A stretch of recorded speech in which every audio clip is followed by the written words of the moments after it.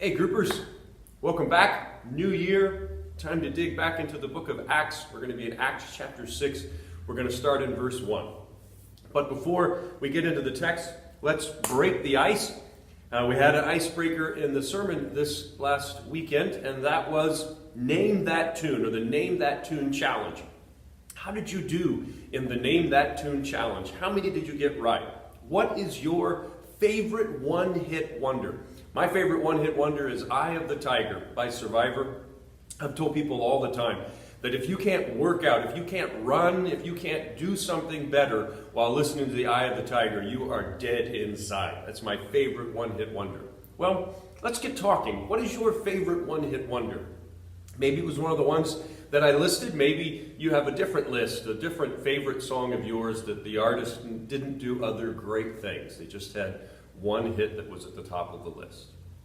Well, I want to get you talking about that before we dig into the text, but we are in Acts chapter 6, and so let's start by talking about the first three words. They're pretty simple words. In those days.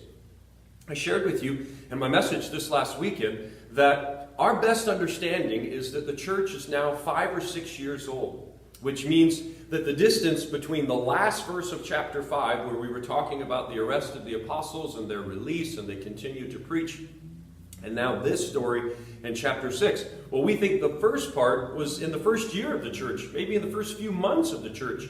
And now Luke has jumped 5, 6 years into this next story. What do you think about that? Does that make you uncomfortable that there's this big gap in the story? Why would Luke do this? Does it bother you? That's the first question. And what do you think Luke would do that for? Why would he jump that much? Well, the second thing in this passage is the division. We have the division between the Grecian, or the Greek-speaking Jews, and the Hebraic, or the Hebrew-speaking Jewish widows. These are all Jewish people. They're all Jewish blood, but they speak different languages, and so there's division. What divisions do you see in the church today? And what do you think that we should do about these divisions? Sometimes divisions are because of differences. They're not because of hatred. They're not because of anger. They're because we're different. Are some differences good? And are some of the divisions that we have not bad divisions? They're practical. Well, I just wonder if you talk about that in your group. What are the divisions that we have in the church today? What can we do about them? And are some divisions good? Well, you notice, of course, that in this story it says there were complaints. And these were not public complaints. These are behind the back complaints, which are bad. They're bickering. They're slander. How much do you think that this exists in the church today? How much does backbiting, behind-the-scenes slander happen in the church today? And what do you think that we should do about it? They responded to this behind-the-scenes complaints. What should we do about behind-the-scenes complaints? What are the best ways to handle those concerns? And then, what I really like is a proactive answer. What are the best ways to share our concerns? I don't think this is the best way to share our concerns. What are the best ways to share our concerns?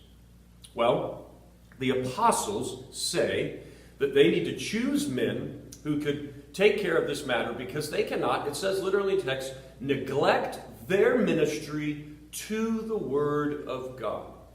Well, I wonder what you think about that. It says they don't want to wait on tables. What do you think about that? How much of your pastor's time do you think should be spent studying the Word of God, teaching the Word of God? How much of your pastor's time do you think should be spent on administration, dealing with the staff in our church? How much do you think it should be spent on facilities, caring for the things here? How much should be spent on equipment, making sure the computers are all running? How much of your pastor's time do you think should be spent on counseling? How much of your pastor's time do you think should be spent on community service? All of these things have to happen for the church to run well. Well, I wonder, how much do you think that your pastor should spend doing these things? And how much do you think that your pastors, I'm not just saying myself, but myself and Matt and Sam and Dave, How much should we spend doing time that is ministering to the Word? And it also says prayer. Well, 7 men are chosen. Next question I want you to answer is, what are the 3 qualifications that they used for these 7 men? Now remember that these are not deacons, so when we get to the role or the office of deacon in the New Testament later on, which Paul writes about in Timothy and Titus, there's a lot more qualifications. So when we're choosing deacons in our church, these are not deacons. These are folks that are going to be doing ministry, physical ministry. They're going to be taking care of widows so that the apostles can take care of the word. Well, I shared with you this past weekend that the practice of caring for widows and widowers and single moms in our church, our deacons do divide up the church. I wonder, how many of you knew that that even existed in our church? And then, I wonder, what do you think about it? What do you think of the fact that we have divided this up? Of course, that begs the next question. How many other things like this could we be doing, caring for the needs of people in our congregation? Now, this is just a little chance for me to remind you that just a minute ago, you were thinking about how much time you wanted your pastors to spend in the Word. So remember that when they had more ministries in the church, in the early church, the example was not that the staff was taking care of those ministries. The example was that the people were taking care of those ministries. Well, every week, talk about what we like and what we don't like, and then remind you of the application. I love that at the end of this story, the Jewish priests are coming to Christ. I see this because the Word of God is being taught effectively, and because the church is being managed effectively. The priests who were in charge of the Word of God and the ministering to the people, they see this working right, and they're attracted to it. I love that. What do I not like? Well, I don't like the complaining. I understand it, and I understand that it had a purpose so that these widows could be cared for. But I still don't like it. I think there's a better way for us to talk about these things in the church than complaining. Application, just remind you that I'm challenging you in this message to sign up for the Helps class that Pastor Matt's going to be teaching at the end of January. If you have not been through the Helps class, I'm challenging you to sign up and to begin to look at the ministries in our church that you could be stepping into and becoming one of these deacons. Well, God bless. I hope you have a great group, and I'll see you next weekend.